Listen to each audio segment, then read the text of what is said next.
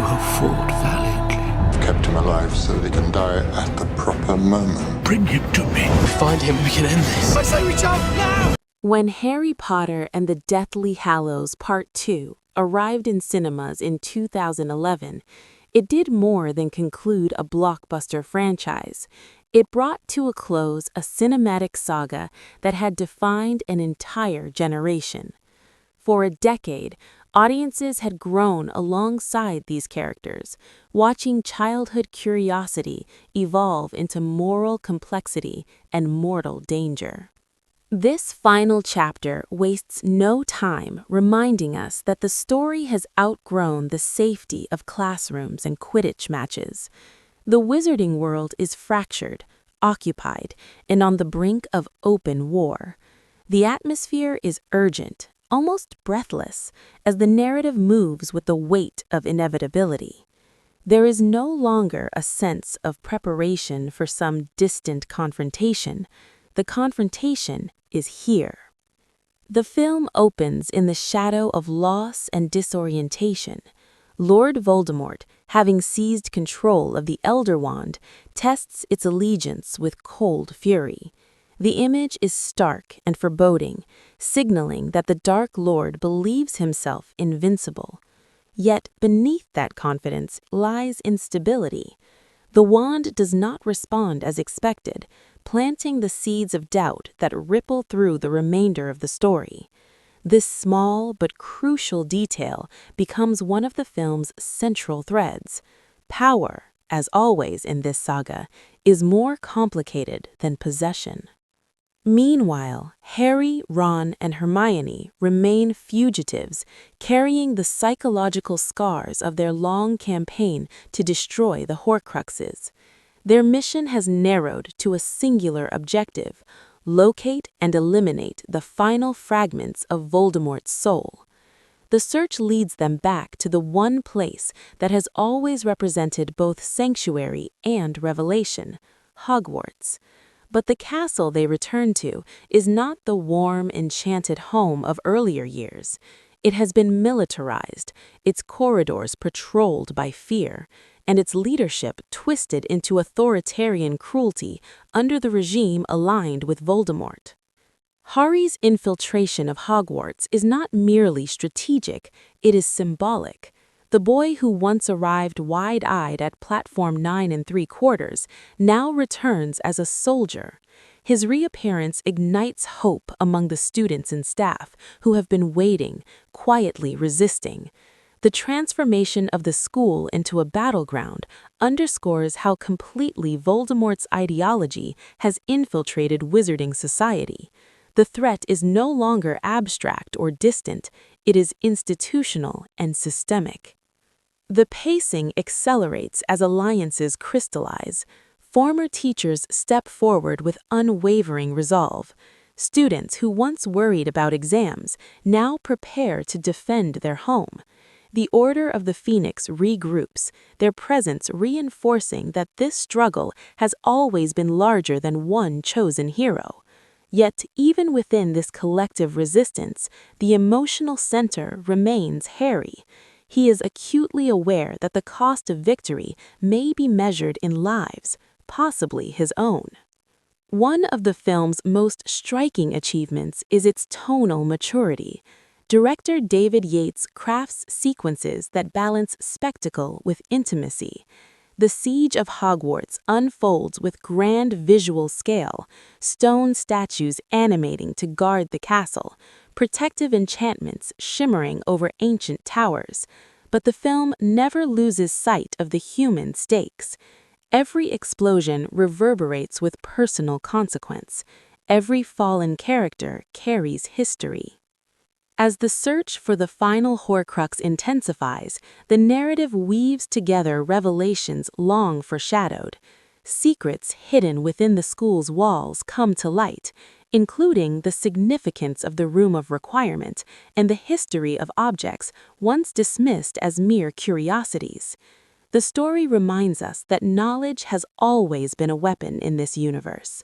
Voldemort's greatest flaw is not merely his cruelty, but his inability to comprehend the power of loyalty, humility, and love. The film grants poignant attention to supporting characters whose arcs reach powerful conclusions. The complexity of Severus Snape, portrayed with haunting restraint, is unveiled in a sequence that reframes years of suspicion and resentment. Through memories extracted in his final moments, we witness a life defined by regret, devotion, and moral ambiguity. Snape's story becomes a meditation on redemption. It challenges simplistic definitions of heroism and villainy, demonstrating that courage often exists in uncomfortable, unseen spaces. The Battle of Hogwarts itself is staged as an operatic crescendo. Giants clash with defenders along the battlements. Spells illuminate the night sky in violent bursts of color. The camera sweeps across corridors turned into war zones, capturing both chaos and defiance. Yet amid the thunderous action, the film repeatedly returns to quiet exchanges. Friends clasping hands, teachers offering steady reassurance, families reunited in fear. These moments ground the spectacle, reminding viewers that war is measured not only in strategy, but in heartbreak. At the heart of the conflict lies Harry's evolving understanding of sacrifice, the revelation that he himself contains a fragment of Voldemort's soul reshapes everything. It means that victory cannot be achieved solely through combat. It requires surrender. Harry's solitary walk into the Forbidden Forest stands as one of the saga's most emotionally resonant passages. Without fanfare or grand speech, he accepts the burden placed upon him since infancy.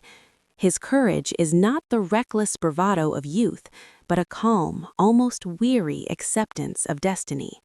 The encounter in the forest is chilling. Voldemort, surrounded by his followers, believes the prophecy fulfilled at last. The killing curse strikes, and silence follows. What happens next unfolds in a liminal space, an ethereal interlude that offers clarity rather than spectacle. In a vision-like encounter, Harry converses with Albus Dumbledore, gaining final insight into the tangled history of the Elder Wand and the true nature of mastery. The conversation reinforces a recurring theme. Power obtained through domination is inherently unstable. Harry's return from apparent death ignites the final phase of the battle. The defenders, momentarily crushed by despair, rally once more. Voldemort's confidence fractures as the logic of wand allegiance is explained before witnesses. The Elder Wand, won through unintended succession rather than brute force, does not answer to him. The confrontation between Harry and Voldemort is staged not as a drawn-out duel, but as a culmination of ideology. When the final spell is cast, it is not simply a beam of magic, but a clash between fundamentally opposed philosophies, one rooted in fear and supremacy, the other in selflessness. Voldemort's demise is deliberately unceremonious. He falls as a mortal man, stripped of mythic grandeur. The film resists romanticizing evil. Instead, it emphasizes that tyranny collapses under the weight of its own arrogance. The war ends not with triumphant spectacle, but with exhaustion and grief. Survivors stand amid rubble, absorbing the magnitude of what has been lost. In its closing passages, the film allows space for reflection. The castle is scarred but standing. The community begins the slow work of rebuilding. There is no attempt to erase trauma. Rather, the story acknowledges that healing is incremental. A brief epilogue offers a glimpse into the future, showing that life continues, children grow, and the cycle of education resumes at Hogwarts. It is a quiet affirmation that the world, though wounded, endures. From a production standpoint, the film represents the culmination of an enormous collaborative endeavor. The visual effects achieve a seamless integration of digital wizardry and practical craftsmanship. Alexander Desplat's score underscores the emotional landscape, blending familiar motifs with new, urgent compositions. Performances across the ensemble reflect a decade of lived-in authenticity. Daniel Radcliffe delivers a portrayal of Harry that balances vulnerability and resolve, while Emma Watson and Rupert Grint anchor the narrative with steadfast loyalty and understated growth. Ralph Fiennes embodies Voldemort with chilling precision, capturing both theatrical menace and psychological fragility.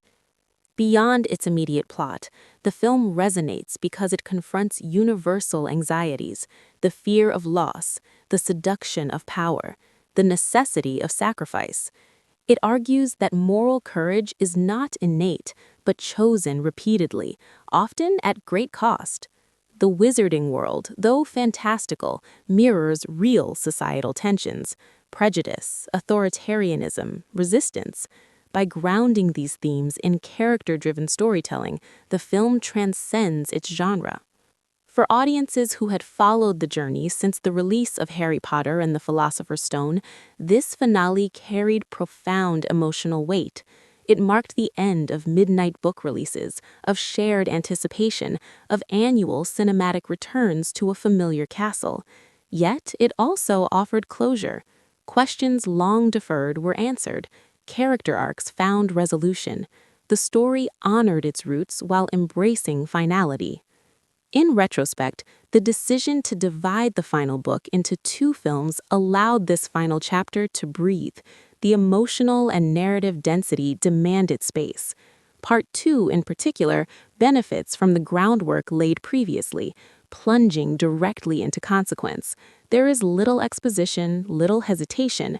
Every scene feels propelled by urgency, as though the narrative itself understands that time has run out. What ultimately defines Harry Potter and the Deathly Hallows Part 2 is its insistence that love remains the most disruptive force in a world governed by fear.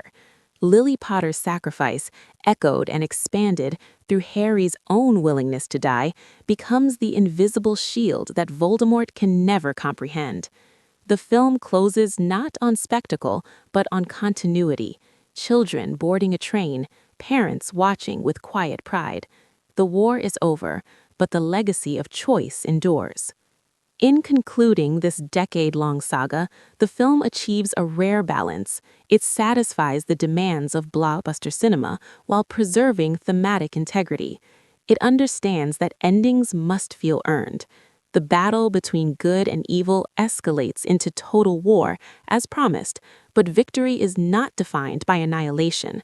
It is defined by survival, memory, and the determination to build something better from ruins.